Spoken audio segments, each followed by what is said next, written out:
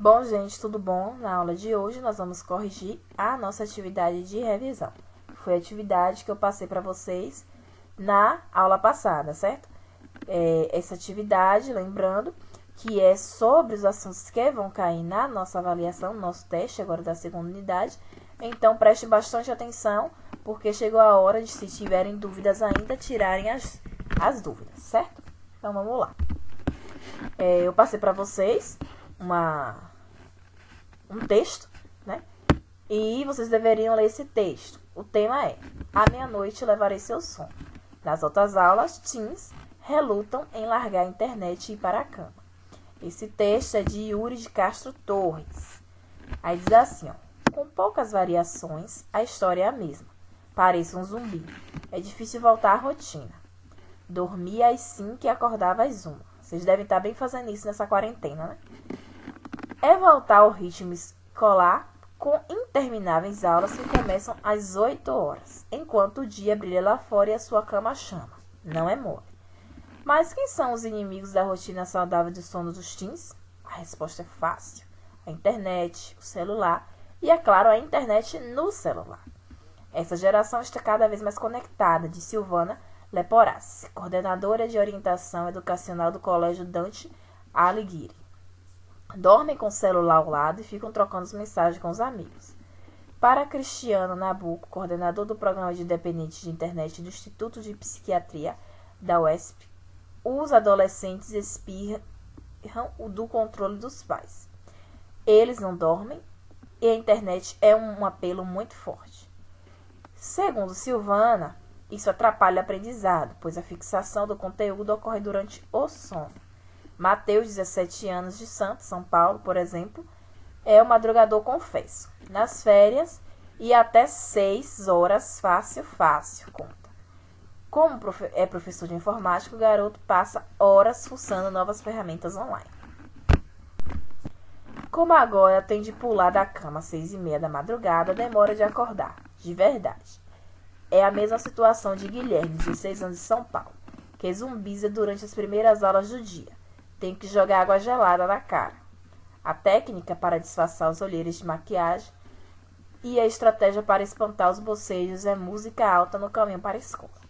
Ainda assim, eles dificilmente escapam do cochilo da aula. Também é muito comum compensar os sábados e domingos as horas de sono perdidas. É quando os teens hibernam.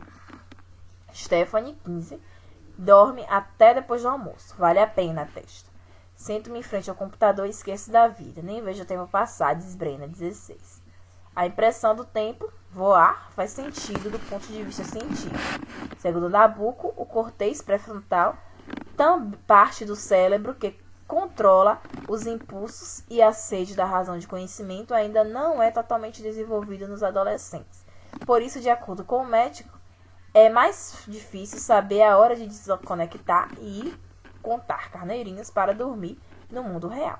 Internet não é inimiga, mas precisa de controle, diz médico de São Paulo. Para Cristiano Nabuco, coordenador do Programa de Dependentes da Internet do Instituto de Psiquiatria, a internet não é uma inimiga, mas é necessário controlar seu uso. 3 sinais de que a rede está atrapalhando sua vida são: você esconde o número de horas que fica conectado, fica apreensivo de ir a lugares sem internet e deixa de fazer atividades cotidianas, como esportes ou sair com os amigos para ficar online. Não dá para ficar acordado a noite toda e não conseguir levantar de manhã, diz. Segundo Gustavo Moreira, pediatra, pesquisador do Instituto do Sono, o ser humano foi feito para dormir no escuro e a luz do computador e da TV confundem tudo. A luminosidade age no centro do sono do cérebro, responsável por organizar o ciclo de descanso. Ele passa a entender que não escurece e fica desperto, diz. O resultado é mau humor, irritação e pouca concentração nos estudos. Pergunta: o texto da reportagem, que é o gênero que nós estamos trabalhando, traz informações sobre os teens, sobre os adolescentes. Então, responda no caderno. Quem são os teens? Já acabei de falar, né? São os adolescentes que usam a internet. Onde vivem os teens nessa reportagem? Então, a gente viu que os exemplos citados são de São Paulo e de Santos. Quando acontecem os fatos relatados, O ano que essa reportagem foi feita foi 2011, certo? Então, é possível inferir também que esse é um fato comum que continua acontecendo, né? Porque isso não acabou em 2011. Esse fato que a gente viu aí nessa reportagem continua acontecendo até hoje. Aí a letra D pergunta: por que para esses teens é muito difícil voltar ao ritmo escolar? Porque eles tinham que levantar cedo para ir para a escola. E como eles costumam ficar até de madrugada na internet, então mudar esse hábito para acordar um pouco mais cedo fica muito difícil, né? Aí a segunda pergunta: como o repórter caracteriza o uso da internet do celular e da internet do celular por esses teens? Então ele fala que essas ferramentas tecnológicas são inimigos da rotina saudável do sono. E porque, segundo Silvana Leporassi, o uso excessivo da internet atrapalha a aprendizagem dos alunos? Isso acontece porque ele priva os jovens de horas de sono e ela diz que é durante o sono que vai ocorrer a fixação dos conteúdos estudados. Então, se você não dorme, não vai acontecer a fixação. Aí, na quarta, segundo o texto, quais são as estratégias utilizadas pelos jovens para acordar de manhã? Aí fala que joga água gelada no rosto, né? Disfarçar as olheiras, tem um exemplo lá que a moça diz que usa maquiagem. Espantar os bocejos, em outro exemplo, uma certa pessoa disse que ouvia música em volume alto quando estava na escola. Quinto, e compensar as horas de sono perdido, esquece da berna, né? Nos sábados e domingos. Então não aproveita sábado e domingo que não tem aula para dormir até tarde. Que palavra é utilizada na reportagem para expressar como o Benja acende o tempo quando está diante do computador? Ele se refere, né, com voar, né? O tempo ela nem vê o tempo passar. E como a ciência explica esse fato? Aí diz que a parte do cérebro que controla os impulsos e sede da razão e do conhecimento não estão totalmente desenvolvidos nos adolescentes. Por isso é mais difícil saber a hora de se desconectar e ir dormir. Na letra C, pergunta qual é a sua opinião sobre esse fato. Isso acontece com você? Então é uma resposta pessoal. O que é que você pensa sobre esse assunto? E você? Acontece isso? Vocês dormem tarde na internet? Tem dificuldade para acordar cedo? Vocês vão dizer aí a resposta de vocês. Aí a sexta. A reportagem apresenta a opinião de Cristiano Nabuco e Gustavo Moreira, que são especialistas que estudam dependência da internet. Aí pergunta na letra A: esses especialistas participam de que instituições? Então foi citada lá, né? Que eles são do Instituto de Psiquiatria e o outro é pesquisador do Estudo do Sono. Na letra B, porque essas dependências interessam a quem estuda os distúrbios do sono? Isso acontece porque o uso excessivo da internet faz com que muitas pessoas fiquem acordadas até tarde, o que pode causar distúrbios no sono. Aí vem no sétimo. Os especialistas citam 3 sinais como indicadores de que a internet está causando dependência. Que sinais são esses? Então, a pessoa esconde o número de horas que ela fica conectada, ela não conta. Tem medo de ir a algum lugar onde não tem internet, procura logo saber, tem Wi-Fi. Deixa de fazer outras atividades, como praticar esporte, sair com os amigos, para não ficar sem internet. E o B pergunta: depois de conhecer esses critérios, como você se avalia? Você poderia ser considerado dependente? Você faz essas 3 coisas que foram citadas aí na letra A? Então, você vai dizer se sim, se não, e explicar se você realmente é dependente ou não. E aí, a 8ª questão, ele traz aí esse quadro e pede para vocês responderem. Em sua opinião, qual dos efeitos da falta de sono é pior? Então, resposta pessoal, vocês vão dizer qual é: mau humor, dificuldade de operar equipamentos, dormir cedo para acordar cedo, não, obesidade, por aí vai. Qual é desses que você acha pior e por quê? E dos conselhos sobre as formas de conseguir acertar o ritmo de sono, qual é que você acha mais fácil de seguir? Então, também resposta pessoal. Qual é que vocês acham mais fácil de seguir desses todos que tem aí? Resposta de vocês, pessoal. Aí vamos para a nossa parte gramatical. Começando lendo essa tirinha aí, da turma da Mônica, né? Vocês lendo, aí vocês podem observar, letra A. Observe a locução verbal. Poderá resistir. E responda: qual é o verbo auxiliar e em que pessoa e número ele está flexionado? Então, aí nessa locução verbal, o verbo auxiliar é poderá, certo? E ele está na terceira pessoa do singular. Já o verbo principal é o verbo resistir. E ele está em que forma nominal? Ele está no infinitivo. Lembra que infinitivo é quando o verbo está terminado em R, AR, ER, resistir. Tá vendo? Ele está no infinitivo. Como ficaria o verbo principal nas outras duas formas nominais, né? As três formas nominais são quais? Gerúndio, particípio e infinitivo. Ele já está em infinitivo. Então, como ele ficaria nas outras formas? E pede para criar uma oração para cada uma deles. Então, no gerúndio, o resistir ficaria resistindo. Aí eu coloquei um exemplo de frase. Não significa que a frase de vocês vai ter que estar igual a minha, que até é impossível, né? Mas vocês vão pegar o verbo resistindo e vai fazer uma frase. Eu coloquei esse exemplo aí, mas não precisa ser esse. E no particípio, resistido. A mesma forma, o exemplo vocês vão criar.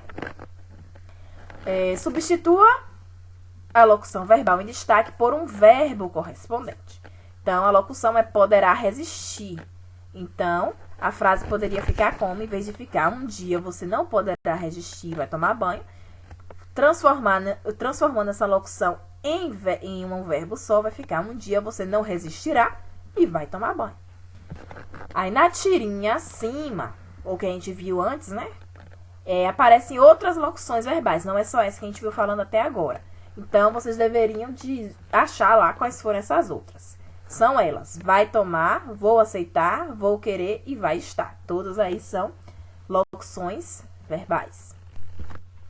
Agora que você já sabe todas as locuções verbais, reescreva o diálogo entre os personagens, substituindo essas locuções pelas formas verbais. Então, tornando a locução, são dois verbos em um verbo só. Aí vai ficar: um dia você não resistirá e tomará banho. Daí eu aceitarei namorar com você. Daí que não quererei, que você estará muito velha. Cascão não quer tomar banho de jeito nenhum, né? Aí vamos aí à próxima questão. Releia o trecho do índice da revista de Galileu. Então, aí vocês vão ler direitinho. E aí, pergunta. Copie duas frases com verbos. Circule-os e escreva diante de cada frase o nome que ela recebe de acordo com a classificação. Frase verbal ou nominal. Então, primeira frase. Entrevistamos os principais grupos envolvidos com recentes ataques. O verbo aí é quem? Entrevistamos. Então, é uma frase verbal. E tem quantas orações? Apenas uma. Porque só tem um verbo. E o próximo, atualize sua tabela periódica. O verbo é atualize. Então, frase verbal, certo? E só tem um verbo, então, uma oração apenas. Como as outras frases que aparecem nesse contexto, ou seja, o índice da revista, podem ser classificadas, então todas as outras, como elas não têm verbo, elas são classificadas como frases nominais, porque são organizadas sem verbo. Letra C. Se o editor da revista quisesse uniformizar a escrita das frases, como deveria ser escrita das duas únicas que contêm verbo? Ou seja, tiraria o verbo, né? Reescreva-as, eliminando o verbo, sem que perca o sentido. Então, todas as outras são nominais. Só tem essas duas que são verbais. Então, ele quer que vocês transformem essas que estão verbais em nominais também. Para fazer isso, vocês vão ter que tirar o verbo. Certo? Então, em vez de falar entrevistamos, vamos botar entrevista com principais grupos envolvidos com recentes ataques hacks no Brasil. Então, ficou sem verbo nenhum, ficou nominal. Atualize a sua tabela periódica, o verbo é atualize. Então, temos que tirar o atualize. Então, a gente pode botar da seguinte maneira: atualização de sua tabela periódica. Ficou nominal também. Na segunda questão, vocês devem ler a tirinha primeiro. E com base nela, vamos lá as perguntas. Releia a fala do pai de Calvin no primeiro balão. Calvin, sua mãe e eu vimos seu boletim. E achamos que suas notas podem melhorar. Então, quantas orações tem aí? Então, vamos lá? Conseguiram observar? Calvin, sua mãe e eu vimos seu boletim. Temos aí um verbo, né? Então, primeira oração. E achamos, outro verbo, que suas notas podem, outro verbo, melhorar. Então, 3 orações. Já que tem 3 orações, como é classificado esse período? Período composto. Aí pergunta, no período, qual é a conjunção que estabelece a relação de adição entre as orações? É o I, né? Pode dizer ali, ó, e vimos seu boletim e achamos que suas notas podem melhorar. Então, a conjunção é I. O que indica a conjunção mas na resposta de Calvin ao seu pai? Mas eu não gosto de ir à escola. Então, foi outra relação que nós estudamos, né? Que é uma relação de oposição, ou seja, uma ideia contrária ao que foi dito anteriormente. E terminamos aí a nossa correção. Estudem direitinho para que vocês possam fazer uma boa avaliação. Até a próxima.